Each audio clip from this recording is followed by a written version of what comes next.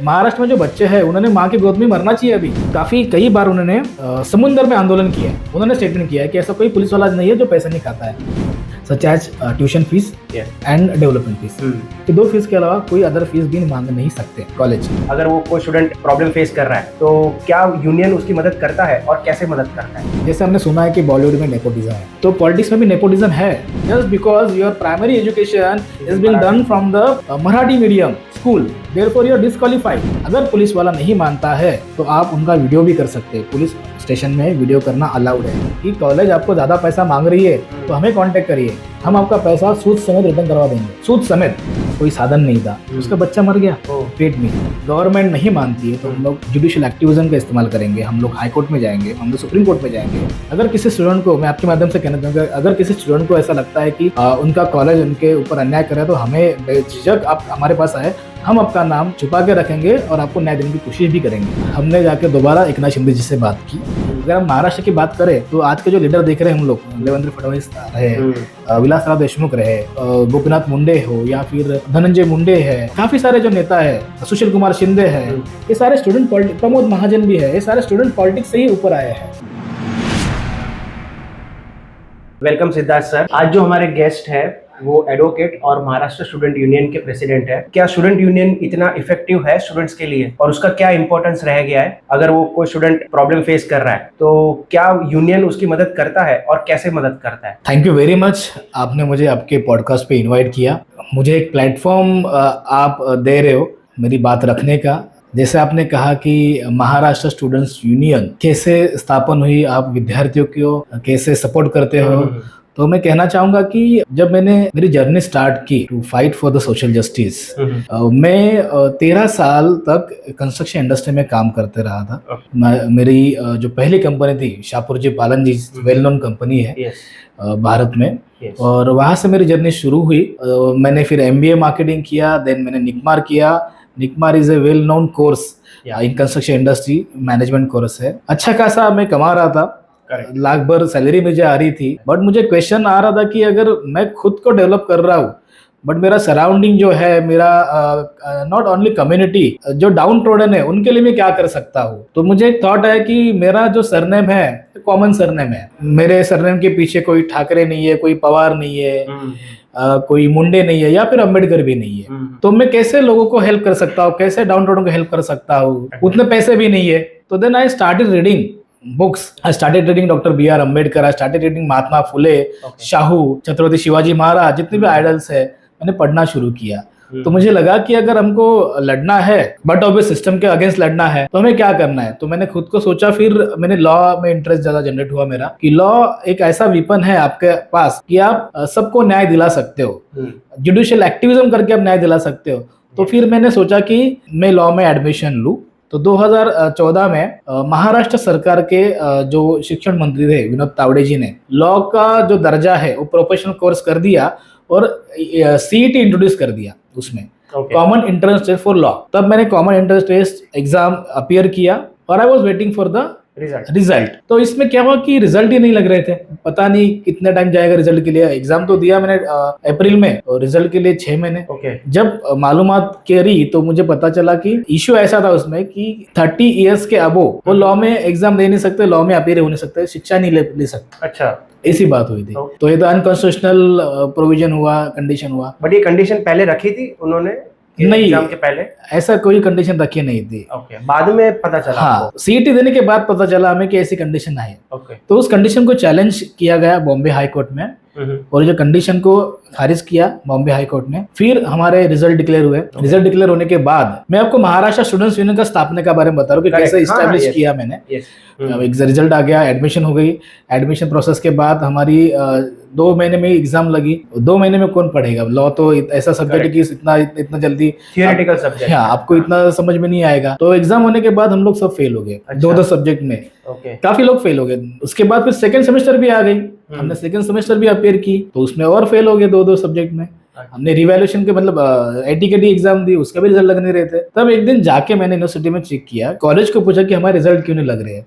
हम 3 दिन एग्जाम दे रहे हैं, हम फेल हो रहे हैं, हम्म। हमें फोटो कॉपी नहीं दी जा रही है, हमें रिवॉल्यूशन का फॉर्म नहीं दिया जा रहा है, क्या प्रॉब्लम क्या हो रहा है? तो कॉलेज ने कहा कि आप यूनिवर्सिटी में जाओ और पता कर लो। तो उस दिन जब मैं गया मेरे दोस्त के साथ में, तो मैंने देखा कि नीचे एक आंदोलन चल रहा है। मुझे पता नहीं कि आंदोलन किसके बारे में था। मैं deputy registrar of the exam controller को मिला मुंबई यूनिवर्सिटी के। उन्होंने कहा कि हमारे जो रिजल्ट है कुछ वजह से डिले हो रहे हैं और उसको टाइम जाएगा। तो मैंने रीजन पूछा। रीजन पूछने के बाद उन्होंने कहा कि हमने एक नई सिस्टम लॉन्च की है, ऑन स्क्रीन मार्किंग सिस्टम।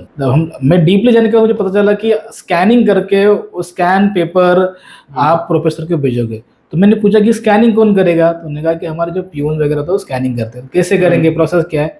फाड़ के, मतलब आपके आंसर शीट फाड़ के उसको स्कैन करके भेजे जाएंगे। तो उसके बाद फिर नीचे आया मैं। नीचे आने के बाद देखा कि प्रोटेस्ट चल रहा है। उस प्रोटेस्ट में मैं खुद शामिल हो गया। वो प्रोटेस्ट में शामिल होने के बाद मुझे पता चला कि प्रोटेस्ट मेरे लिए खुद के लिए है। लॉ के अलावा commerce, science, arts, BA, DEd सबके एग्जाम के रिजल्ट जो है डिले हो रहे थे। मोर देन 3 मंथ्स एग्जाम के रिजल्ट डिले हो रहे थे। तो उस दिन तो मैंने प्रोटेस्ट में अच्छे से पार्टिसिपेट किया और नेक्स्ट डे मेरा मुंबई मिरर में तस्वीर आ गई, मेरी फोटो आ गई छप के। तो मुझे थोड़ा ये हो गया कि अरे मतलब प्रोटेस्ट तो किया एज ए स्टूडेंट, फोटो कैसे आ सकती है? वहाँ पे सारे रिपोर्ट्स वगैरह थे तो फोटो भी आ गई। तो मैंने सोचा कि स्टूडेंट्स तो अपने आप आके प्रोटेस्ट करें, बट हमारे यहाँ पर एक यूनिवर्सिटी में कुछ स्टूडेंट्स यूनियन होती है, जैसे कि NSUI का आपने नाम सुना होगा, अखिल भारतीय विद्यार्थी परिषद का नाम सुना होगा, SFI है, उसके DU तो दिल्ली यूनिवर्सिटी के होते हैं, पर मुंबई यूनिवर्सिटी में से ऐसा कोई यूनिवर्सिटी की यूनियन नहीं थी। बट जारी जो भी मैंने आपके नाम लिया, अभी NSUI का नाम लिया, ABP का नाम लिया, SFI, AISF, सम्मेक, ऐसा काफी सारे विद्यार्थी संगठन पे एक्टिव है। बट सारी विद्यार्थी संगठनाएं जो है ये पॉलिटिकल पार्टी को एफिलेटेड है। ओके, किसी ना किसी पॉलिटिकल पार्टी को सपोर्ट करती है। और एक्चुअली विद्यार्थी संगठनों ने खुद का एक एजेंडा करके आगे आना चाहिए था, विद्यार्थियों के हक के लिए बोलना चाहिए। पर हमारे महाराष्ट्र में ऐसा होता है कि विद्यार्थी संगठन सिर्फ यूथ को पॉलिटिक्स में यूज करने के लिए बनाई जाती है, ये मेरा खुद का मानना है और मैंने फेस भी किया है। तो मुझे लगा कि ये जो विद्यार्थी संगठन है सामने आके आगे आके विद्यार्थी के हक के लिए क्यों नहीं बात कर रही है। तब मेरे साथ जो भी कोई स्टूडेंट्स विद्यार्थी थे, हमने सबने मिलके सोचा कि हम क्या कर सकते हैं इसके लिए। तो शुरुआत में हमने महाराष्ट्र स्टूडेंट्स लॉ एसोसिएशन, ये 2017 में, इन शॉर्ट मसला का उर्दू वर्ड आपको पता है कि ग्रीवेंसेस, तकलीफ है। तो मसला इस्टेब्लिश की 2017 में, और मसला के साथ हमने काम शुरू किया। हम पहले लॉ के विद्यार्थियों के लिए काम कर रहे थे। तो हमने इस्टेब्लिश करने के बाद सारे लॉ कॉलेजेस में रिजल्ट डिले के बारे में प्रोटेस्ट शुरू किया। प्रोटेस्ट शुरू करने के बाद हमने, जब एक्ट होता है महाराष्ट्र पब्लिक यूनिवर्सिटी एक्ट, जो रन करता है महाराष्ट्र के सारे पब्लिक यूनिवर्सिटी को, तो उसमें स्पेसिफिकली लिखा गया है कि max to max minimum 30 days और मैक्स टू मैक्स 45 डेज के अंदर आपके रिजल्ट डिक्लेयर होने चाहिए। तो लॉ है, बट लॉ का इम्प्लीमेंटेशन नहीं हो रहा है। तो हमने उस चीज के लिए फिर डिमांड रखी, प्रोटेस्ट किए, काफी सारे प्रोटेस्ट किए। और प्रोटेस्ट के बाद हमारे जो रिजल्ट है वो एटलीस्ट प्रॉपरली शुरू हो गया देने के लिए। तो हमें लगा कि हमें और आगे बढ़ना चाहिए सब चीज़ों में। मसला के बाद हमने क्या किया कि मसला के थ्रू हमने और एक प्रोटेस्ट चलाया था, ताकि ये सब महाराष्ट्र को पता होना चाहिए कि लॉ में, मराठी में एक शब्द है न्यूनगंड, मतलब वो माइंडसेट है कि अगर लॉ में पढ़ना है तो आपको अंग्रेजी आनी चाहिए। तो हमने वो ब्रेक की, माइंडसेट ब्रेक किया। Because as per the constitution high court में जो लैंग्वेज है ओनली इंग्लिश है, बट सबऑर्डिनेट कोर्ट जो नीचे है वहाँ पे आपकी स्टेट की भाषा यूज होती है। जैसे महाराष्ट्र में मराठी, गुजरात में गुजराती, बाकी जो भी है जो राज्य की जो लैंग्वेज है वहाँ पे यूज होती है। तो हमने कहा कि हमारे जो एग्जाम होते हैं, हमारे एग्जाम में आप अंग्रेजी और हिंदी का इस्तेमाल कर रहे हो ट्रांसलेशन के लिए, मतलब दोनों लैंग्वेज में आप पेपर लिख सकते हो, आप आंसर शीट भी लिख सकते हो और आपको क्वेश्चन पेपर भी दोनों लैंग्वेज में मिलता है। Why not Marathi, why not local language, हाँ मराठी। तो हमने प्रोटेस्ट किया। तो हमने प्रोटेस्ट करने के बाद हमारा प्रोटेस्ट सक्सेसफुल हुआ। मुंबई यूनिवर्सिटी ने हमारी डिमांड एक्सेप्ट की और उसके बाद महाराष्ट्र में मुंबई यूनिवर्सिटी में आपको तीनों लैंग्वेज में क्वेश्चन पेपर मिलने लगे और आंसर शीट भी मिलने लगी। फिर हमने थोड़ा एक्सटेंड किया हमारा जो प्रोटेस्ट है, हमने फिर सारे यूनिवर्सिटीज को लेटर्स लिखे, करस्पॉन्डेंस किए और करीब करीब हमें अच्छा सा रिस्पांस मिला। 7 से 8 यूनिवर्सिटी जो महाराष्ट्र की ये उसने उन्होंने ये सब चीज़ें अडॉप्ट की। Yes. फिर जब मसला को पॉपुलैरिटी मिली तो हमारे पास ग्रीवेंसेस बढ़ने लगे, जैसे जर्नलिज्म के स्टूडेंट्स आने लगे, मसला को कुछ अलग रूप दे दे। तो हमने सोचा कि महाराष्ट्र में है पर महाराष्ट्र के नाम से कोई स्टूडेंट यूनियन है नहीं, और हमें ऐसी यूनियन चाहिए थी जिसका कोई पॉलिटिकल बैकग्राउंड नहीं, कोई पॉलिटिकल एफिलिएशन नहीं है, जो प्रॉपरली स्टूडेंट के एजेंडा पर ही बात करे। फिर हमने महाराष्ट्र स्टूडेंट्स यूनियन की इस्टेब्लिशमेंट की। 2019 में हमने महाराष्ट्र स्टूडेंट्स यूनियन की इस्टेब्लिशमेंट की। क्योंकि जनरली मैंने भी सुना नहीं है कि महाराष्ट्र में कोई एक्टिव स्टूडेंट यूनियन है, क्योंकि मैं खुद महाराष्ट्र में पढ़ा हूँ, बट जैसे हम लोग नॉर्थ इंडिया में जाते हैं तो वहाँ पे कैसे एक्टिव यूनियंस चल रहे हैं अभी भी, बट महाराष्ट्र में मैंने ऐसा कोई नाम भी नहीं सुना कि जिसकी हम लोग मदद ले सके अगर हम लोग कुछ फेस कर रहे हैं। तो जब मैंने शुरू किया तो तब मुझे सब ये चीज़ें पता चली कि ऐसा कोई इलेक्शन होता है, यूनिवर्सिटी में इलेक्शन होती है। हमने कन्हैया कुमार का नाम सुना है, हमने उमर खालिद का नाम सुना है, शाइला राशिद का नाम सुना है। आपने पता होगा कि जो 14 में जो भी सरकार ट्रांसफर हुई कांग्रेस से लेके बीजेपी सेंटर में आ गई, तो जेएनयू में प्रॉपर जो हिंसा हुई थी, जेएनयू में लेफ्टिस्ट और कम्युनिस्ट आइडियोलॉजी के काफी सारे स्टूडेंट यूनियन एक्टिव है और एबीवी एक्टिव है। तो वहां से कन्हैया कुमार का नाम तो हमने सुना था। स्टूडेंट पॉलिटिक्स जो है हमारे देश के लिए और राज्य के लिए बहुत जरूरी होती है। अगर हम महाराष्ट्र की बात करें तो आज के जो लीडर देख रहे हैं हम लोग, देवेंद्र फडणवीस रहे, विलासराव देशमुख रहे, गोपीनाथ मुंडे हो, या फिर उद्धव ठाकरे नहीं है, स्टूडेंट यूनियन से नहीं आए हो, स्टूडेंट पॉलिटिक्स से नहीं आए हो। धनंजय मुंडे है, काफी सारे जो नेता है, सुशील कुमार शिंदे है, ये सारे स्टूडेंट पॉलिटिक्स, प्रमोद महाजन भी है, ये सारे स्टूडेंट पॉलिटिक्स से ही ऊपर आए हैं। अच्छा। पर उसके बाद हमारे महाराष्ट्र में आखिरी जो इलेक्शन हुआ है वो 30 साल पहले हुआ था, 1990 में हुआ था। इसका स्टूडेंट यूनियन का हमारे पास एक्ट में लिखा गया है कि स्टूडेंट यूनियन के इलेक्शन होने जरूरी है, ताकि स्टूडेंट यूनियन का जो एक बॉडी बने। जैसे सीनेट इलेक्शन आपने सुना होगा, जैसे विधानसभा होती है राज्य के लिए, से हर एक यूनिवर्सिटी में सीनेट होता है। सीनेट जो काम करता है कि हर एक छोटे छोटे डिपार्टमेंट होते हैं यूनिवर्सिटी में, इसके लिए स्टूडेंट का भी एक रिप्रेजेंटेशन वहाँ पे होना चाहिए। करेक्ट। जब स्टूडेंट यूनियन के इलेक्शन होते हैं, स्टूडेंट यूनियन का प्रेसिडेंट एंड सेक्रेटरी ये पार्ट ऑफ द सीनेट होता है। अपने अपने ग्रीवेंसेस, मतलब स्टूडेंट के बारे में जितने भी ग्रीवेंसेस है वो सामने रखे, उसको फुलफिल करे, उसको कंप्लीट करे और अपनी बात रखे। इसके लिए वो सीनेट होती है स्टूडेंट के लिए। पर हमारे यहाँ पे 30 साल से ऐसा कुछ चीज़ें हुई नहीं है। इसका रीज़न मुझे ऐसा लगता है, जैसे हमने सुना है कि बॉलीवुड में नेपोटिज्म है, तो पॉलिटिक्स में भी नेपोटिज्म है।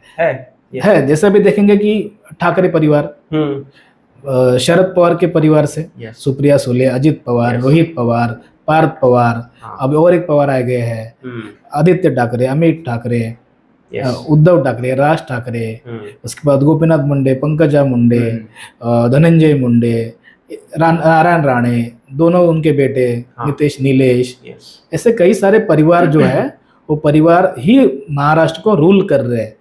सर्वसामान्य जो यंगस्टर इच्छा रखता है कि हमें पॉलिटिक्स में आना है, हमें अच्छा करना है, समाज के लिए काम करना है, तो उस एक सामान्य वर्ग को इन्होंने साइडलाइन कर दिया।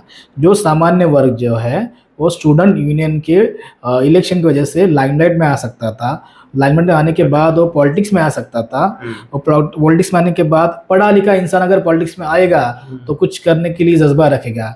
और अब देखोगे कि हमारे यहाँ पे फाइनेंस मिनिस्टर होता है जिसको फाइनेंस का नॉलेज नहीं होता है, हमारे यहाँ पे हेल्थ मिनिस्टर होता है जिसको हेल्थ का कोई नॉलेज नहीं होता है, नॉलेज जीरो है पर मिनिस्टर बन चुके हैं, तो काम कैसे करेंगे? तो स्टूडेंट यूनियन, स्टूडेंट पॉलिटिक्स इसके लिए जरूरी है कि ताकि अच्छे लोग, अच्छे पढ़े लिखे लोग पॉलिटिक्स में आए, सिस्टम में काम करें। सिस्टम को लोगों के लिए बनाना है। कॉन्स्टिट्यूशन है हमें जो अधिकार दिए है वो अधिकार का हम लोग इस्तेमाल लोगों के भलाई के अच्छाई के लिए करें, पर ऐसा कुछ नहीं हो रहा। इसलिए हमने डिमांड रखी थी कि आप स्टूडेंट यूनियन के इलेक्शन कंडक्ट करें। हमारी ये लड़ाई अभी भी जारी है, हम लोग रुकेंगे नहीं। हमारी लड़ाई ये आगे तक लेके जाएंगे। अगर गवर्नमेंट नहीं मानती है तो हम लोग जुडिशियल एक्टिविज्म का इस्तेमाल करेंगे, हम लोग हाई कोर्ट में जाएंगे, हम लोग सुप्रीम कोर्ट में जाएंगे। आप सुन के भी हैरान हो सकते हो, महाराष्ट्र में हम लोग रहते हैं, टीचर का रिक्रूटमेंट ये काफी बहुत बड़ा मुद्दा रहा है महाराष्ट्र में। मराठी में इसको कहते हैं कि शिक्षक भर्ती। 2019 के पहले शिक्षक भर्ती नहीं हुई थी, ओके 2019 में देवेंद्र फडणवीस जी के नेतृत्व में यहाँ पे पवित्र पोर्टल करके एक सिस्टम लाई गई थी। पवित्र पोर्टल से टीचर की रिक्रूटमेंट हो गई। क्या हुआ था कि करीब करीब सेकेंडरी और प्राइमरी 253 टीचर्स जो थे पवित्र पोर्टल से रिकमेंडेशन करके उनका मुंबई म्युनिसिपल कॉर्पोरेशन में चयन के लिए उनको भेजा गया था। मतलब they are professionally qualified, they are educationally qualified, they have a very good experience. When they went to the corporation, to the education officer, सारा सब चीज़ें लेके गए तो उनको कहा गया कि आपका प्राइमरी एजुकेशन जो है वो मराठी माध्यम से हुआ, इसके लिए आपको हम लोग डिस्क्वालीफाई करते हैं।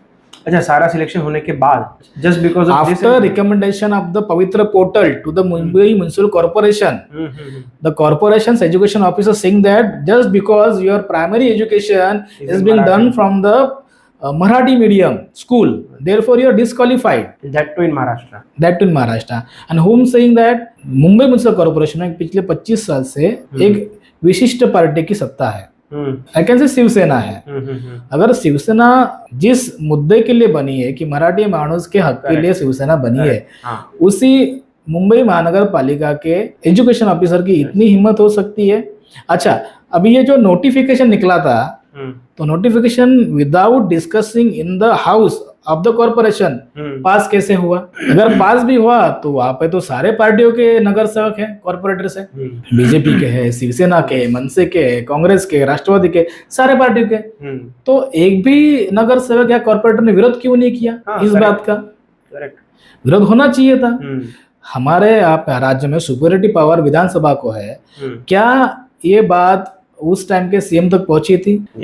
नोटिफिकेशन कैसे निकल सकता है ऐसे? ताकि कितने स्टूडेंट मतलब टीचर्स को 253 ओके, दोनों प्राइमरी सेकेंडरी दोनों के थे। तो इसमें ऐसी बात हुई, फिर मेयर जो उस टाइम पेडनेकर मैडम मेयर थी, ये जो सारे बच्चे जो पेडनेकर मैडम को मिले उन्होंने भी एक लेटर लिखा कमिश्नर, मुंबई म्युनिसिपल कमिश्नर को।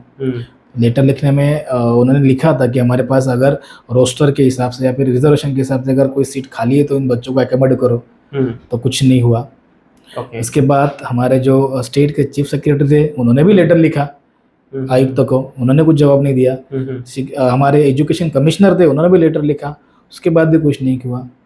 फिर ये सारे जो उसमें से कुछ बंच ऑफ द स्टूडेंट्स या फिर बंच ऑफ द टीचर्स थे, they went to the Mumbai high court. High court did not hear their plea and rejected their petition at the time of hearing only by saying that we need a meritorious students on this subject. उसके बाद ये सारे student अपने अपने जो भी party उनको अच्छी लगी उनके पास चले गए, पर कोई उनके साथ खड़ा नहीं हुआ। देन केम टू मी, तो मैंने उनको एक कंडीशन रखा था, यस हम आपके लिए काम करेंगे, बीइंग एन महाराष्ट्र स्टूडेंट्स आपके लिए काम करेंगे, पर जब हम काम करेंगे तब किसी भी पॉलिटिकल पार्टी का यहाँ पे इंटरेस्ट नहीं लाओगे, इन्वॉल्वमेंट नहीं लाओगे। हमने करस्पॉन्डेंस किए, हमने भी इसके लिए प्रोटेस्ट किया। मतलब मैंने शिवाजी पार्क से लेके शिवसेना भवन तक एक मार्च निकाली हमने निवेदन देने के लिए, निवेदन मार्च हमने उसको नाम दिया था। उसी दिन हमने former CM of the Maharashtra Eknath Shinde ji जो ठाणे में उनका घर है वहाँ पे हमने ठिया आंदोलन किया था। फिर उन्होंने हमें नेक्स्ट डे कलेक्टर भवन में बुलाया, उन्होंने हमारी बात सुनी पर कोई उत्तर नहीं दिया। उन्होंने एक जवाब तो दिया था पर मैं यहाँ पे नहीं बोलना चाहूँगा। वो उनका पॉलिटिकल जो भी रहेगा, उन्होंने वो पॉलिटिकल आंसर मुझे दिया था। उसके बाद फिर हमने सोचा कि हमने प्रोटेस्ट किया, हमने करस्पॉन्डेंस किए, हमने एजुकेशन कमिश्नर को मिले, तो कोई उत्तर नहीं आ रहा है। तो हमने सुप्रीम कोर्ट में SLP फाइल की। SLP फाइल होने के बाद हमारे यहाँ पे अगेन सरकार बदली। मतलब आपको पता है कि कितना तांडव हमारे महाराष्ट्र राज्य में हुआ था।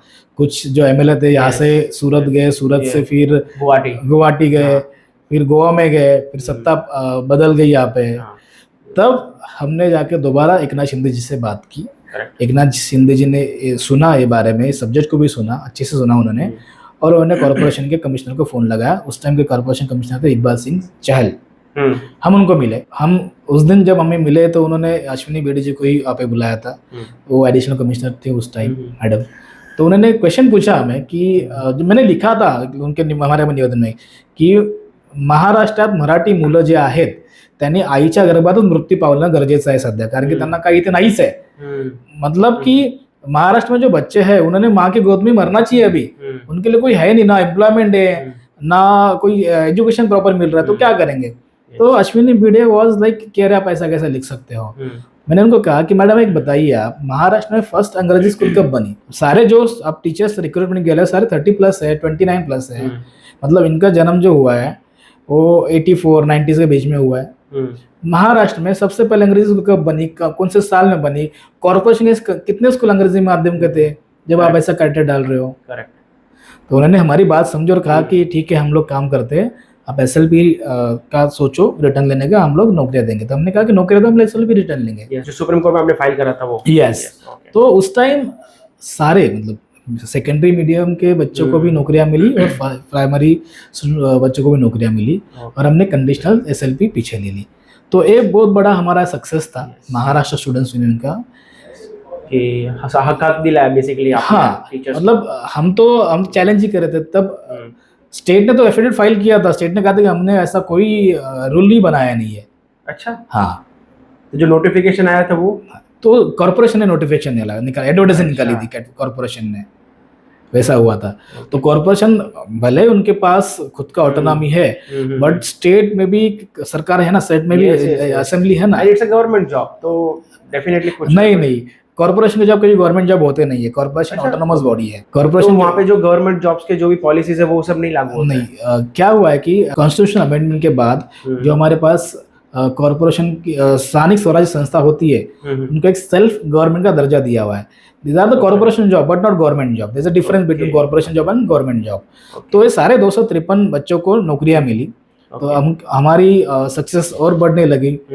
So that's actually जो आपने क्वेश्चन पूछा था कि आप स्टूडेंट के ग्रीवेंसेस को कैसे रिजॉल्व करते हो, तो स्टेट एक्ट के अनुसार महाराष्ट्र के विद्यापीठों में स्टूडेंट ग्रीवेंस रिडक्शन कमेटी होती है, तो काम ही नहीं करती है।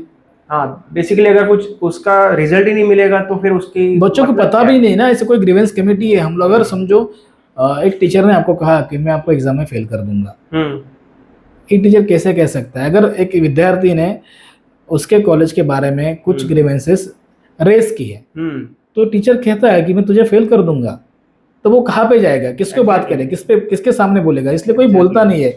हमारे यहाँ पे क्वेश्चन कोई पूछता नहीं है, बट महाराष्ट्र स्टूडेंट यूनियन की वजह से हमने स्टूडेंट में क्वेश्चन रेस करने की एक चाहत बना दी है। वैसा हमने शुरू किया है।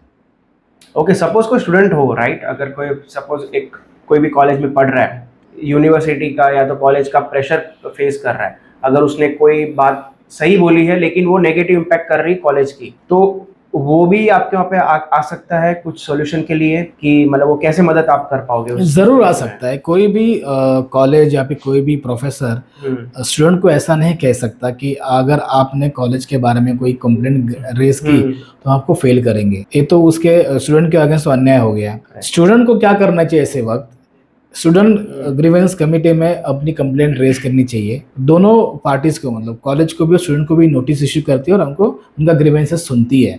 तो ये करना चाहिए। अगर किसी स्टूडेंट को, मैं आपके माध्यम से कहना चाहूँगा, अगर किसी स्टूडेंट को ऐसा लगता है कि उनका कॉलेज उनके ऊपर अन्याय करे, तो हमें बेझिझक आप हमारे पास आए, हम आपका नाम छुपा के रखेंगे और आपको न्याय देने की कोशिश भी करेंगे। काफ़ी सारे मुद्दे होते हैं, जैसे आपने एग्जाम दी, आपके मार्क्स कम आ गए, तो रूल है कि आप रीवैल्यूएशन के साथ में फोटो कॉपी भी मंगाए। हाँ, यस, करेक्ट। तो फोटो कॉपी के लिए कोई फॉर्म देता ही नहीं है। कॉलेज ने झिझकना नहीं चाहिए ना फोटो कॉपी के फॉर्म देने के लिए। कॉलेज क्यों झिझकता है? कुछ तो रहेगा तभी झिझक रहा है। हाँ, कुछ चीजें ऐसे भी होती है कि काफी स्टूडेंट को उन्होंने पास भी किया ऐसी चीजें करके। ओके, ये होता है, पैसे लेके पास। हम लोग इसको डिनाई नहीं कर सकते, ऐसा होता है, हमने आंखों से देखा है कि काफी सारे जो स्टूडेंट्स होते हैं जो कॉलेज में अटेंडेंस में नहीं लगाते, फिर भी वो पास हो जाते हैं। कैसे पास हो जाते हो? बाकी 75% अटेंडेंस मैंडेटरी है। करेक्ट। काफी सारी चीजें जो बच्चों को पता होते नहीं, स्टूडेंट्स को पता होते नहीं है। अवेयरनेस क्या यूनिवर्सिटी नहीं करती है। अभी आपको बताना चाहूंगा कि VC फंड करके एक फंड होता है 2% का, वाइस चांसलर फंड। ये फंड में से करीब हमने जब RTI के माध्यम से हमने इंफॉर्मेशन निकाली थी मुंबई यूनिवर्सिटी की, तो या 1 या 2 करोड़ का बजट होता है।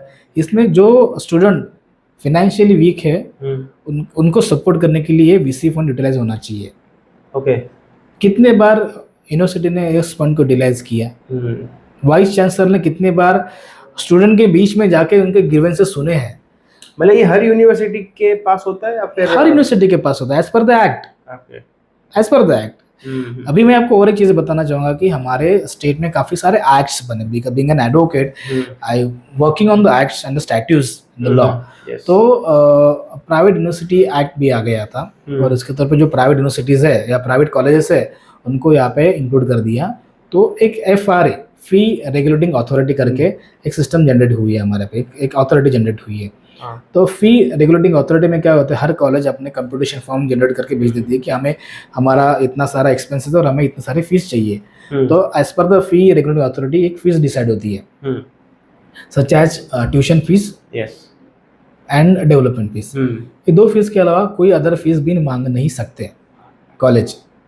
जो FRA ने फीस आपको बताई है उस फीस के अगर ऊपर 1 रुपया भी लिया ना तो गलत बात है।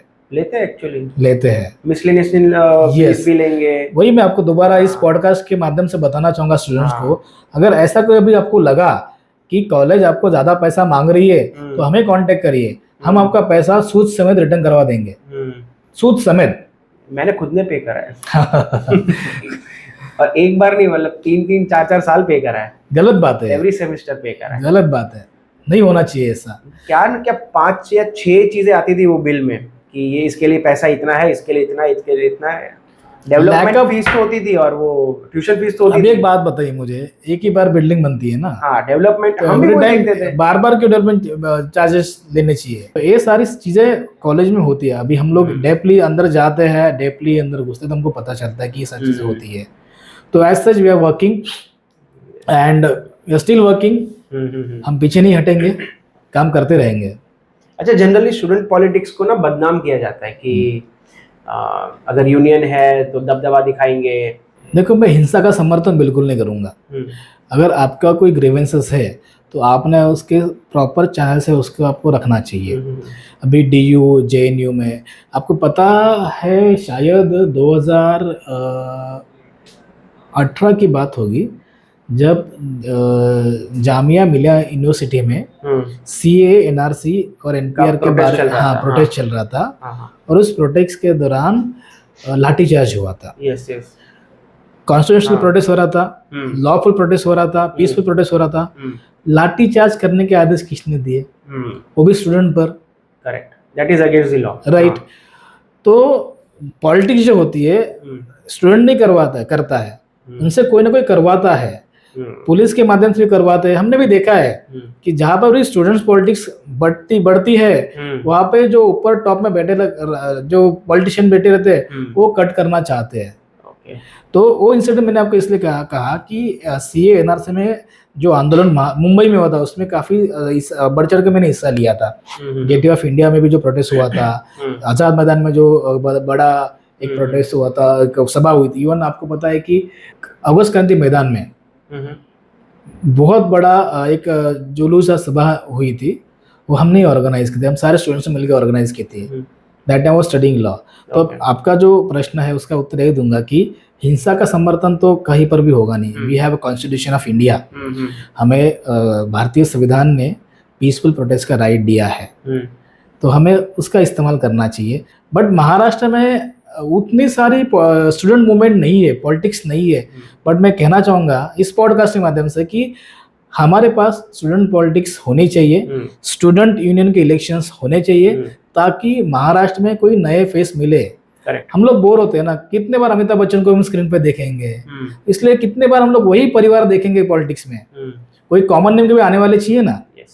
तो जरूर हम लोग महाराष्ट्र में स्टूडेंट पॉलिटिक्स को इतना एक्टिव करेंगे कि आने वाले जनरेशन को नए चेहरे दिखेंगे।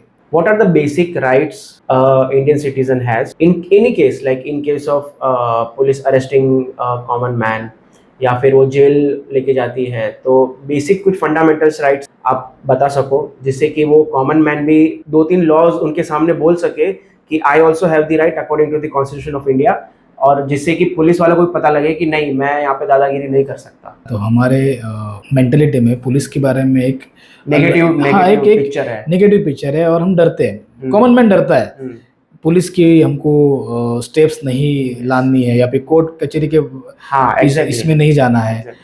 तो मैं सिंपली बताना चाहूँगा कि हमारे सिटीजन, इंडियन सिटीजन ने भारतीय संविधान को सामने रख के उसकी पढ़ाई करनी चाहिए, उनको पढ़ना चाहिए कि भारतीय संविधान ने आपको क्या फंडामेंटल राइट दिया, क्या बेसिक राइट्स है। जैसे आपने पुलिस स्टेशन के बारे में बताया, अगर हम लोग हमारी कंप्लेंट भी लिखने जाते हैं तो डरते हैं, जैसे कि हम चोर है, FIR। हाँ, तो वैसा नहीं होना चाहिए। अगर आपका कोई ग्रीवेंसेस है तो बिंदास आप बिना डरे बिना झिझक पुलिस स्टेशन में जा सकते हैं।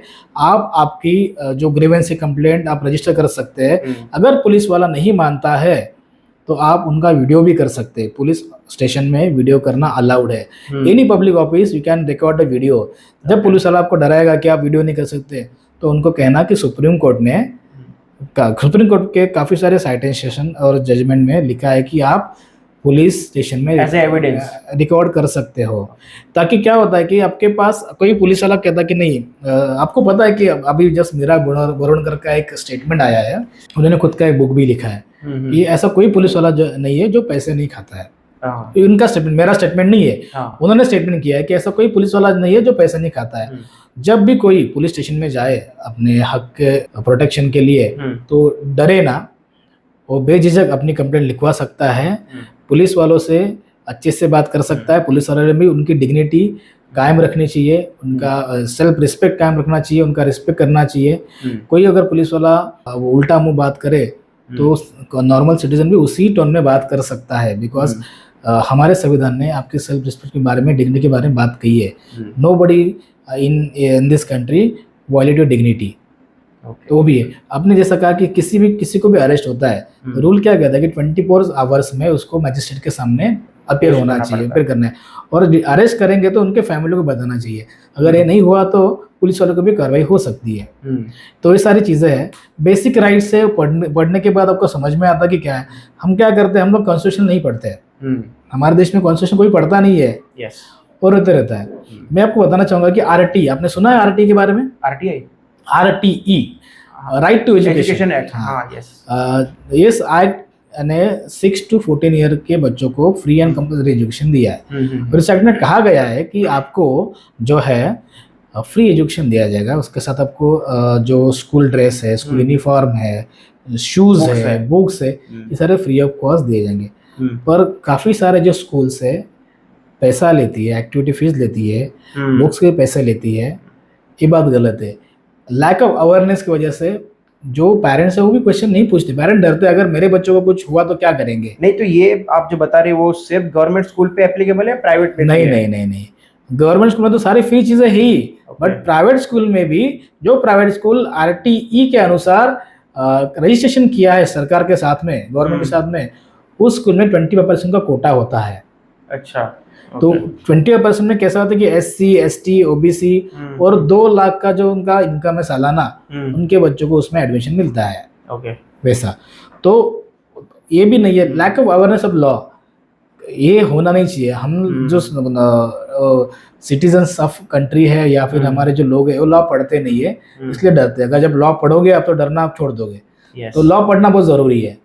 करेक्ट। एक वो क्वेश्चन मेरे को रेज हुआ था कि क्या पुलिस वाले, अगर सपोज बातचीत हो गई और इंटेंस बातचीत हो गई, तो क्या हाथ उठा सकते हैं कॉमन? नहीं, बिल्कुल नहीं। पुलिस वाले को कोई भी अनुमति या फिर अप्रूवल नहीं है कि हाथ उठाना है। हाँ, पर अगर कोई गलतियां करता है, कोई इंसान अगर बढ़ चढ़ के बोलता है, तो थोड़ा पुलिस वाला करते हैं वैसे, पर नॉर्मली ऐसा कोई मार नहीं सकता आपको। इवन लॉकअप पे भी आपको मार नहीं सकते। इसलिए अगर किसी भी आरोपी को लेके जाते हैं कोर्ट में, तो पुलिस जज पूछते हैं कि आपको कोई कंप्लेंट है क्या पुलिस वाले के बारे में। अगर उस टाइम बता दिया कि हाँ मुझे कंप्लेंट है, मुझे मारा गया है, तो जज फिर कार्रवाई करेंगे उनके ऊपर। मार नहीं सकते, पर कुछ सिचुएशन में मारना पड़ता है। पुलिस वालों को भी हाथ उठाना पड़ता है सिचुएशन से कंट्रोल करने के लिए। एग्जैक्टली। जब भी कोई ट्राइबल फार्मर होते हैं या फिर कोई ट्राइबल कम्युनिटी हो जहाँ पे रहती है, उनकी लैंड कैप्चर की जाती है, या तो वहाँ पे हाईवे कंस्ट्रक्शन होता है, रेलवे लाइन्स कंस्ट्रक्शन होती है, तो उनकी लैंड एक्वायर करके उनको, हमें तो पता चलता है कि अच्छा खासा कंपनसेशन दे रही गवर्नमेंट, बार बार से ऊपर न्यूज़पेपर में पढ़ते हैं कि इतने करोड़ों का उनको कंपनसेशन मिला है, बट क्या ग्राउंड लेवल पे, और अगर कोई फैक्ट्री सेटअप होती है उस एरिया में, तो उनको जॉब्स देने का भी उनका प्रोविजन रहता है कि जिसकी लैंड एक्वायर करी है, क्योंकि उन जो खेती बाड़ी हो रही थी, जिनकी उनसे लाइवलीहुड चल रही थी, वो तो चली गई, तो उनको परमानेंट वहाँ पे जॉब मिलेगी, ये भी उनका एक क्राइटेरिया सेटअप होता है। तो क्या ये चीज़ें आप अपने एक्सपीरियंस के हिसाब से बता सकते हो कि ये चीज़ें एप्लीकेबल जैसी दिखती है वैसी होती है, ग्राउंड रियलिटी पूरी डिफरेंट है? काफ़ी हद तक डिफरेंट है ग्राउंड रियलिटी। मैं पर्सनली बताना चाहूँगा कि काफ़ी चीज़ों में मैं खुद इन्वॉल्व हूँ। ओके। जैसे कि not only tribal rights, farmers और जो फिशरमैन्स होते हैं, हाँ। इनके सब्जेक्ट मेरे पास है। ओके। मैं ट्राइबल से शुरुआत करूँगा। I am staying in the Raigarh district. So Raigarh district में करीब करीब 900 के ऊपर आदिवासी के एरिया है। एरियाज है। पाड़ास कहते हैं उनको, आदिवासी वाड़ी कहते हैं उनको, वाड़ी तांडास है। तो आपने इरछालवाड़ी का नाम सुना होगा, यस। जो 2-1.5 साल पहले उनका लैंड स्लाइडिंग हुआ था और हाँ। काफ़ी लोग मर गए थे वहाँ पे। मैं कहना चाहूँगा कि जो ट्राइबल जो लाइवलीहुड है उनका आज भी हमसे काफ़ी साल पीछे है वो लोग। ओके। उनके घर तक जाने के लिए रास्ता नहीं है। पैसा आता है, बजट आता है, पर रास्ता नहीं आता है। अच्छा। पैसा बीच में जाता कहाँ पर है? Okay. I have practical experience, I have all the documents and definitely we are going against them. Budget allocate होता है, लेकिन बजट एलोकेट होता है। पेड़ में काफ़ी सारे आदिवासी वाड़ी है जहाँ पर हमने प्रोटेस्ट किया है उनके लिए, हमने आंदोलन किए हैं। उसके बाद जाके उनके घर में पानी आता है। जल जीवन मिशन का बहुत प्रोपोगंडा किया था, बट आज भी we are in 21st century. हम लोग कहते हैं कि हम लोग महासत्ता बनने जा रहे हैं, हमारे पास महागुरु है। और अगर आज भी देखोगे तो आदिवासी वाड़ियों में पानी की समस्या वैसी की वैसी है। 24 आवर्स वाटर नहीं है, प्राइमरी एजुकेशन फैसिलिटी नहीं है, प्राइमरी हेल्थ फैसिलिटी नहीं है। मैं आपको बताना चाहूँगा कि 2-3 महीने पहले एक सिचुएशन हुआ था जहाँ पे प्रेग्नेंट औरत, उसको नीचे लेके आने के लिए कोई साधन नहीं था, तो उसका बच्चा मर गया पेट में। तो ह्यूमन राइट्स का वायलेशन होता है। अगर कोई मर गया तो उनके लिए स्मशान भूमि पास में नहीं है, अस्पताल लेके जाने के लिए उनको वो झोली बनाना पड़ता है, 4 लोगों को साथ में लेना पड़ता है, और नीचे आने के लिए रात के वक्त में क्या सिचुएशन होगा आप सोच सकते हैं। तो आज भी जो उनका लाइवलीहुड है वो हमसे काफ़ी पीछे है, मेनस्ट्रीम से काफ़ी पीछे है। बेसिक फैसिलिटी भी नहीं है। सरकार नियम तो बनाती है, कानून तो बनाती है, पर इम्प्लीमेंटेशन जो होता है वो प्रॉपर होता नहीं है। जैसे मैंने कहा कि बजट आ रहा है, पर बजट जा भी मतलब पैसा खर्चा कहाँ हो रहा है? ग्राउंड लेवल पे नहीं हो रहा है। तो पैसा भी खाया जाता है बीच में। आपने मुझे पूछा कि जो ट्राइबल्स की जो लैंड होती है, महाराष्ट्र में Maharashtra land revenue code, restoration act भी है, जो शेड्यूल्ड ट्राइब के उसका पूरा जो भी ट्रांसफ़र होता है वो सब उस एक्ट की वजह से होता है। जैसे 36A करके अमेंडमेंट किया गया, सेक्शन 36A में अमेंडमेंट किया गया, और काफ़ी स्ट्रिंजेंट कंडीशन डाली गई कि any tribal land can not transfer prior approval of the state government. Okay, मतलब डायरेक्टली वो नहीं बेच सकते। ट्राइबल टू ट्राइबल बेचने के लिए भी अप्रूवल होना चाहिए कलेक्टर का। ट्राइबल टू नॉन ट्राइबल बेचने के लिए भी सरकार की अप्रूवल होनी चाहिए। बट मेरे पास काफ़ी सारे केसेस है, एक अमरनाथ के केसेस है जहाँ पे ट्राइबल लैंड पर आज एक बिल्डर ने बिल्डिंग बना दी। मैं आपको बताना चाहूँगा कि any deed, any exchange, any agreement is not valid. भले ही आप पैसा दो पर भी वो वैलिड नहीं होती है अप्रूवल के बिना, विदाउट अप्रूवल। अभी काफ़ी सारे रेवेन्यू ऑफिसर्स क्या करते हैं कि अप्रूवल दे देते हैं। जैसे SDO के लेवल पे भी अप्रूवल होता है। मैंने खुद ने एक्सपीरियंस किया है, मेरे पास काफ़ी सारे केसेस आदिवासियों के हैं। एक मुक्ता कातकरी की केस में आपको बताना चाहूँगा, जो उरण के दिगौड़े में हुआ था। हमारे साथ काम करते करते काफ़ी सारी संस्था भी जुड़ी है, जैसे उरण सामाजिक संस्था जुड़ी है, ग्राम संवर्धन सामाजिक संस्था भी जुड़ी है, फिशरमैन के लिए जो काम करते वो भी संस्था जुड़ी है। हम मिल के काम करते हैं। तो मुझे मुक्ता कातकरी की केस आई। मुक्ता कातकरी के केस में ऐसा हुआ था कि 30 साल पहले, 30 years अगो, ये जो लैंड है उसकी 5 एकड़ लैंड जो धोखाधड़ी करके ट्रांसफ़र की गई। धोखाधड़ी मतलब कैसा, उसका सरनेम क्या, कातकरी। रेवेन्यू ऑफिसर ने क्या किया, उसका कातकरी का कास्करी कर दिया। और रिकॉर्ड पे म्यूटेशन एंट्री पे गलत नाम चढ़ा दिया। It is not possible. जैसे मेरा नाम सरनेम इंगले है, तो मेरे जो इनहेरेंट्स रहेंगे वो इंगले के ही रहेंगे ना, तो कोई गलत तो नहीं हो सकता। यस। तो एक तो आपने कातकरी का कास्करी कर दिया, कास्करी के वारस अपने हियर्स भरत चढ़ा दिए और भरत ने लैंड बेच दी सुरवे को। अच्छा, ऐसा हुआ था। तो जानबूझ के कराए? हाँ, ये तो धोखाधड़ी है ना। उसको नॉन ट्राइबल बना दिया। हाँ, नहीं, ट्राइबल से, बट ट्राइबल की लैंड बेचने के लिए उन्होंने क्या किया, ट्राइबल नॉन ट्राइबल दिखाया उसको। हाँ, वही कातकरी को कास्करी किया। हाँ। कास्करी कोई होता नहीं ट्राइबल में, तो उसको नॉन ट्राइबल कर दिया। और कास्करी के जो वारस दिखाए, लीगल हेयर्स दिखाए, वो घरत दिखाए। अच्छा। और घरत ने सूर्य को भेज दिया ताकि हमें अप्रूवल की जरूरत ना पड़े। ओके। बट जब ये केस मेरे पास आई तो मैंने इसका अच्छे से रिसर्च किया, देखा, तो इसमें मुझे लगा कि violation of the atrocity act भी है। जो मेरे पास जो एट्रोसिटी एक्ट यहाँ पे पड़ा है, इसमें सेक्शन 31F 31G कहता है कि अगर आपको आपके प्रॉपर्टी से SC ST के लोगों को उनकी प्रॉपर्टी से डिस्पोजेस कर दिया, उनकी खेत जमीन से डिस्पोजेस कर दिया, तो एट्रोसिटी एक्ट अट्रैक्ट होता है, सेक्शन अट्रैक्ट होता है। तो हमने 31F 31G में FIR रजिस्टर करी, उनको अरेस्ट किया गया, घरत को। उसके बाद हाई कोर्ट में भी चले गए बेल के लिए, दोनों भी। आज उस जगह पे कंटेनर यार्ड है, और कंटेनर यार्ड से काफ़ी सारे पैसा जो है अच्छा खासा मिलता है सुरवे को।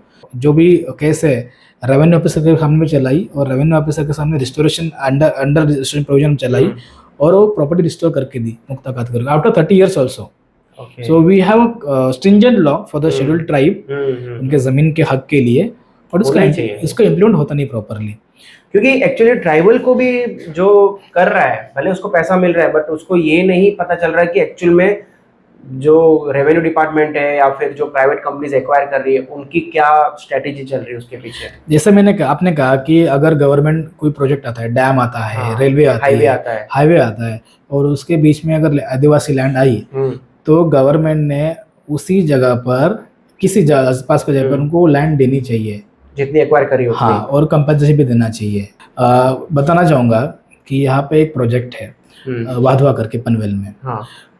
वो वाधवा पनवेल प्रोजेक्ट के अंदर आदिवासी लैंड आती थी। तो अभी उस आदिवासी लैंड लोगों को हटाने के लिए अप्रूवल लिए गए, ऐसा मैंने सुना है। और अप्रूवल लेने के बाद अगर प्रॉपरली कंपनसेशन नहीं मिला तो लैंड दोबारा उनको मिलनी चाहिए, ऐसा भी लिखा होता है। अच्छा। हाँ। पर काफ़ी सारे आदिवासी ने अभी लेटेस्ट उसके अगेंस्ट ग्रीवेंसेस खड़ा किया, तो पुलिस वाले उनको ही उठा के लेके गए। ओके। एक तो आदिवासी के पास शिक्षा की कमी है, मेनस्ट्रीम का नॉलेज नहीं है, उनको सीधा बोलने भी नहीं आता है ठीक से। तो इसके लिए स्ट्रिंजेंट लॉ की जिम्मेवारी जो है इम्प्लीमेंटेशन की, ये रेवेन्यू ऑफिसर की है। Even collector can take suo motu cognizance of this all this things. Supreme court के साइटेशन से, हाई कोर्ट के साइटेशन से, गाइडलाइंस है। एवं कल्याण में, अंबरनाथ में महेश कोते की केस मेरे पास है, उसका अभी सिमिलर केस है। वहाँ पे प्राइवेट बिल्डर ने आके बिल्डिंग बना दी है without approval. How can SDO grant a permission to develop to transfer the property where there is a stringent condition? जब इस तरीके के गवर्नमेंट ऑफिसर ही अगर करप्ट हो, तो फिर आगे जाके फिर उनके अगेंस्ट भी तो एक कार्रवाई होनी चाहिए। इसलिए तो हमने कहा कि हमने मुक्ता कातकरी केस में तहसीलदार को आरोपी किया था। उसके बाद उसको आरोपी के अभी भी चार्जशीट पड़ी है। तो लॉज आर देयर, इम्प्लीमेंटेशन की जो जिम्मेवारी होती है वो कोई निभाता नहीं है। अच्छा, अगर किसी फार्मर के साथ अन्याय हुआ है, उसको मतलब इस वीडियो के माध्यम से अगर ये हमारा वीडियो उनकी तक पहुँचे और उनको लगे कि मुझे सही कंपनसेशन नहीं मिला है, या फिर अभी जैसे उनको पता चला कि उनके पास भी काफ़ी राइट्स है, तो अगर वो कनेक्ट करना चाहे तो वो कैसे कनेक्ट कर सकते हैं आपसे? और सिर्फ फार्मर की बात नहीं कर रहे हैं, यहाँ पे कोई भी ट्राइबल कम्युनिटी हो गई या स्टूडेंट्स हो गए, कैसे आपसे कम्युनिकेट करें? डेफिनेटली आपका हम जो भी एड्रेस वगैरह है वो डिस्क्रिप्शन में दे देंगे, बट स्टिल अगर आपको रीच आउट करें तो किस माध्यम से आपसे रीच आउट करें? टेलीफोन तो मेरा 24 घंटे चालू होता है, मोबाइल नंबर। हाँ। मैंने सोशल मीडिया में मेरा मोबाइल नंबर रखा है। हाँ। जैसे अपने फार्मर का कहा, तो मेरे पास JSW का केस पड़ा है, ताकि मैं ग्राउंड पर भी काम करता हूँ और कोर्ट में भी काम करता हूँ। I am the activist first, then lawyer. JSW steel, yes. मैं खुद को पहले एक्टिविस्ट समझता हूँ, देन लॉयर समझता हूँ। मेरी मोडस ऑपरेंडी जो काम करने की थोड़ी अलग है अदर लॉयर से। मैं ग्राउंड पे जाके काम करता हूँ, मैं जाके मिलता हूँ, डॉक्यूमेंट इकट्ठा करता हूँ, लोगों का विश्वास, ट्रस्ट जीतता हूँ। और मेरी एक खूबी है कि मैं कॉम्प्रोमाइज़ नहीं करता किसी के साथ में, ज़रूरत भी नहीं है। मैं जितना कमाता हूँ मेरे लिए उतना सफिशिएंट है। तो JSW के कुछ फार्मर्स हैं, JSW स्टील एक वडखल में अलीबाग के पास में, और Yes. उनका एक्सटेंडेड वर्जन जो है मुरुड में साड़ाव करके एक विलेज है, वहाँ पर है।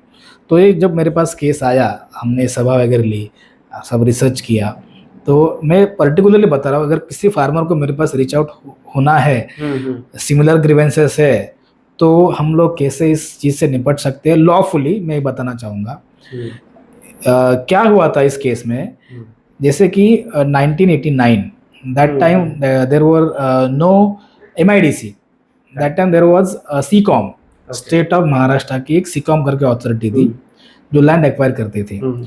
रूल हमारे पास ऐसा है कि any backward areas land taken for the industrial development, तो उस जगह पर कंपनसेशन के साथ में आपको नौकरियां देने का धोरण सरकार का है, पॉलिसी सरकार की है, ताकि कल्टीवेशन लैंड फार्मर्स की आप ले रहे हो इंडस्ट्रियल डेवलपमेंट के लिए।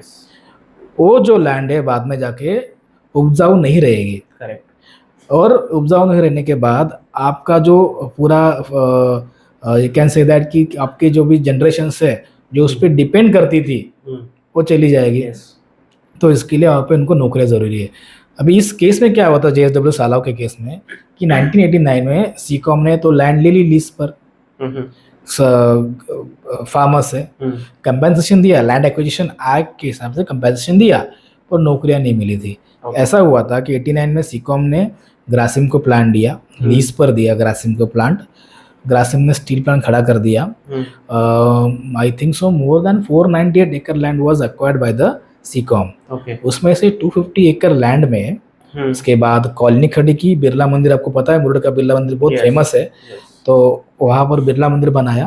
प्लांट में कुछ लोगों को जगह दी, कुछ लोगों को नौकरियां नहीं दी, वैसे ही था। 89 की बात कर, 1989 की बात कर रहा हूँ मैं।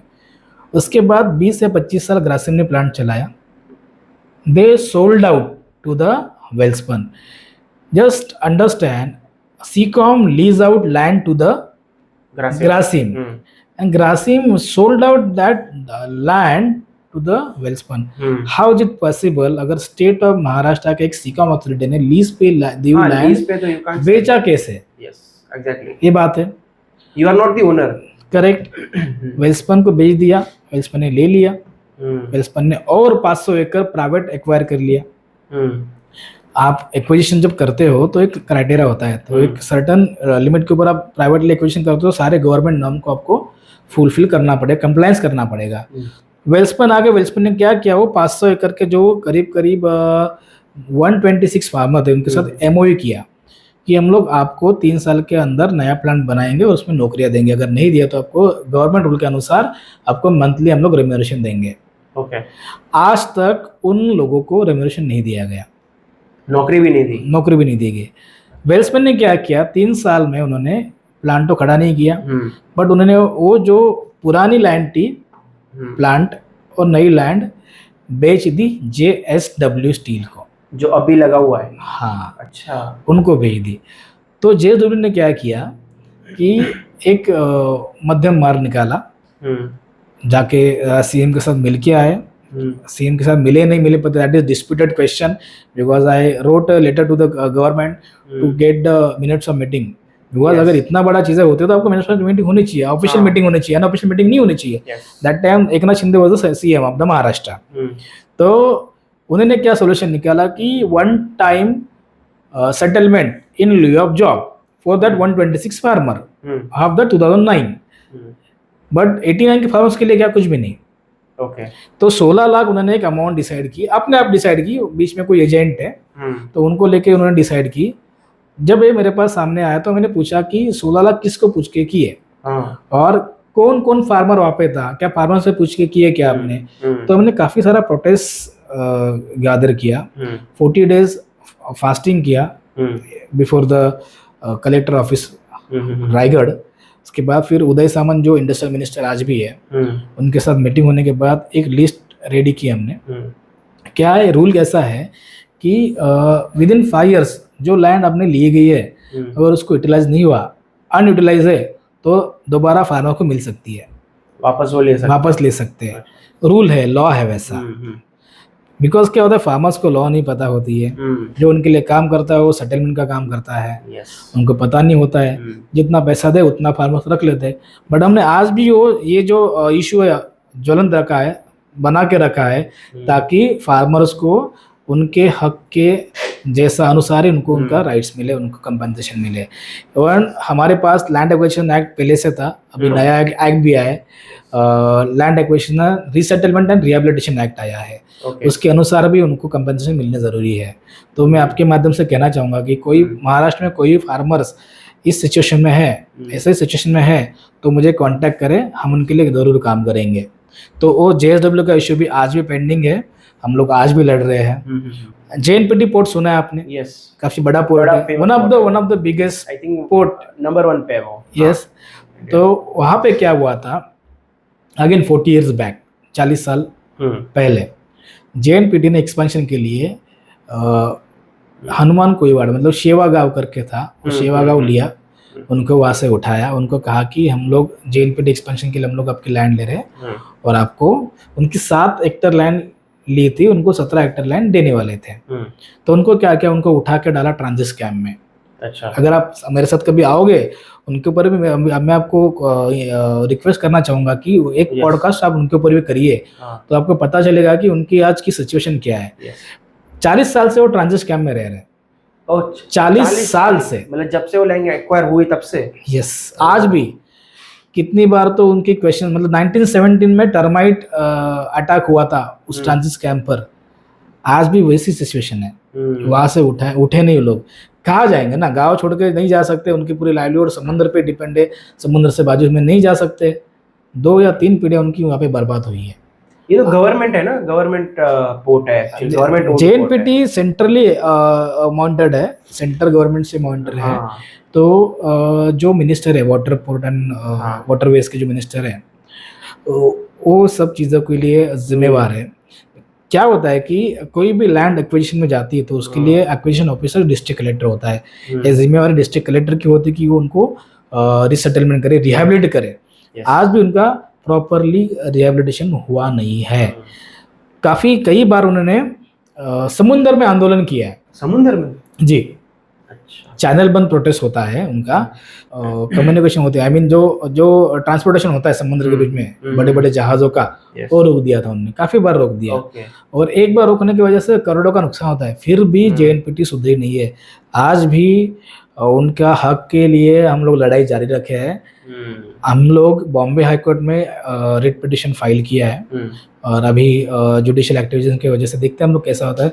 तो फार्मर्स हो गए, फिशरमैन्स हो गए, ये सारे जो कई सालों से उनके ऊपर अन्याय हो रहा है, उनके लिए भी हम लोग काम कर रहे हैं।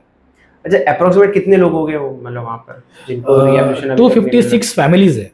जो फैमिलीज 256 फैमिलीज, काफी लोग, काफी सारा, मतलब डॉक्यूमेंटेशन है, अप्रूवल दिया गया है, अलॉटमेंट किया गया था, फिर भी वो लैंड क्यों नहीं दी गई, क्यों उनका रिहेबिलिटेशन हुआ नहीं है इन प्रॉपर वे।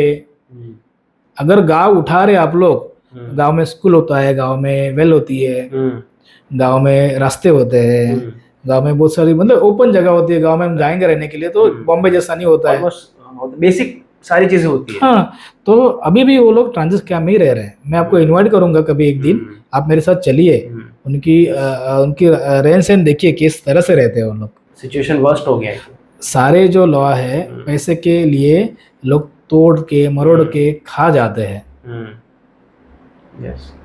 जो डाउन ट्रोडन क्लास के पीपल है, उनके लिए लड़ने के लिए कोई बचा नहीं है, क्योंकि वहां से उनको पता है पैसे नहीं कमा सकते। हाँ, जनरली उनको जब अभी हमने पिछली बार अभी लिया था, एक सेंटेंस यूज किया था कि जब सत्ता बदल हुआ सूरत से लेके गुवाहाटी से लेके गोवा तक, तब हमने न्यूज़ पे सुना है कि उनके ऊपर अन्याय हुआ उस पार्टी में, इसलिए उन्होंने उठाव किया। करेक्ट। खुद के ऊपर अन्याय होता है तो आप सत्ता बदल देते हो, पार्टी बदल देते हो। जब सर्वसामान्य लोगों पर जब अन्याय होता है, तब आपका ये इनर कॉन्शियस का मर जाता है, कहा जाता है। अगर हम लोग सेंट्रल मिनिस्टर को मिले, उन्होंने 3 months का अश्योरेंस दिया था ये कब की बात है? जनवरी की बात है, दिस ईयर 22 जनवरी 2025 को चैनल बंद प्रोटेस्ट हुआ था। पुलिस वाले आए, पुलिस वाले ने हमें विनंती की, रिक्वेस्ट की, हम लोग मिलने गए। रिकॉर्ड पे 3 मंथ्स का उन्होंने एश्योरेंस लिख के दिया। We are in 6th month, जून में है, अभी भी नहीं हुआ है। So I have only option left to put my grievances in the court. So let's see. I hope the court can hear out our grievances. Court में definitely कुछ ना कुछ तो डेफिनेटली वहाँ से आएगा ही। अभी भी हमारे देश में कानून जिंदा है, ये भरोसा है। डेमोक्रेसी जो एक सामान्य इंसान की, आई थिंक वो is the weapon, constitutional weapon है हमारा, कि जिससे हम लड़ सकते हैं। आई फील कि जो एडवोकेट्स होते हैं, लॉयर्स होते हैं, वो एक माध्यम बनते हैं कि कॉमन मैन की वो उनकी मदद कर सके। It's a bridge kind of a thing जहाँ से वो सॉल्यूशन पा सकते हैं। जनरली मैं कहता हूँ कि एक एडवोकेट को सोशल होना ज़रूरी होता है, और सोशल होने के बाद आपको मुद्दे समझ में आते हैं, ग्रीवेंसेस समझ में आते हैं, तो आपके पास लॉ का नॉलेज है तो आप वो सही तरह से इस्तेमाल करिए। पैसा तो आप कमा सकते हो, पैसा कहीं नहीं जाएगा, बट आपका एक इनर कॉन्शियस जगह होना चाहिए, एक लॉयर का, एक एडवोकेट का काम करने के लिए।